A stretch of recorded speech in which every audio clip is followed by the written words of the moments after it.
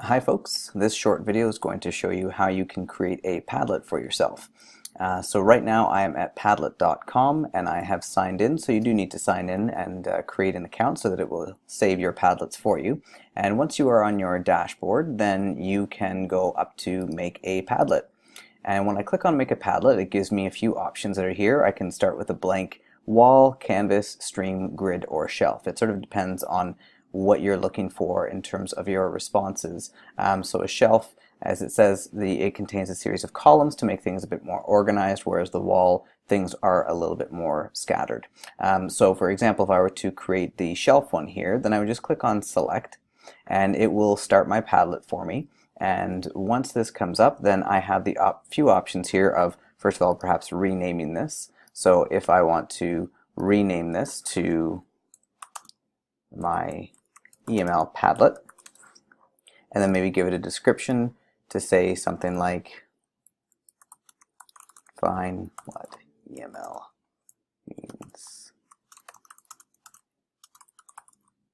Something along those lines. Then I have the option of creating different wallpapers here if I'd like. There's a few that come up. I can click on more, and if I want, I can pick one from the gallery, or I can add my own. So if I wanted to add something from my own computer, then I can go here and choose an image or take a picture from my webcam, or even just try and search on the web for something. Now I've got my image that I want. I can click on OK, and it will add that as the background in my Padlet.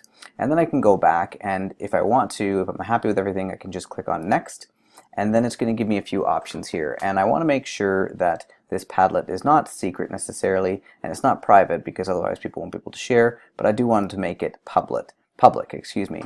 And when it's public, those who have access can write on it, because that's what I want them to be able to do, but you have other options that you can choose from as well. And then the other option is you can allow people to remake it, and you can also moderate posts before they're put on, but this is generally for teachers when they have students who they're not sure what they might post.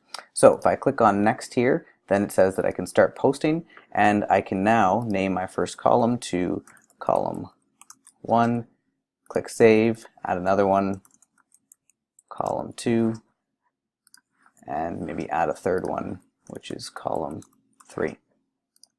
So from these columns, now people can start posting in there, and to make sure that other people can access this, what I want to do is click on the little share button that's up at the top here, and where it says share, I've got people and privacy. Remember, I set it to public, but I want to export this. So I can either have this QR code, and I can print the code so people can scan it, or I can email the Padlet to my staff if I want to, or I could copy a link to this Padlet, and that link is what I would maybe put into, say, a Google Doc for people to access, and or to send that out as an email. But that's how we would share it out, and that is how you create a Padlet once you have something that you want to do. So there's one other option I do want to show you when you go into settings, and that option is, when you scroll down in your settings, you have options here where you can allow comments, but you can also add reactions.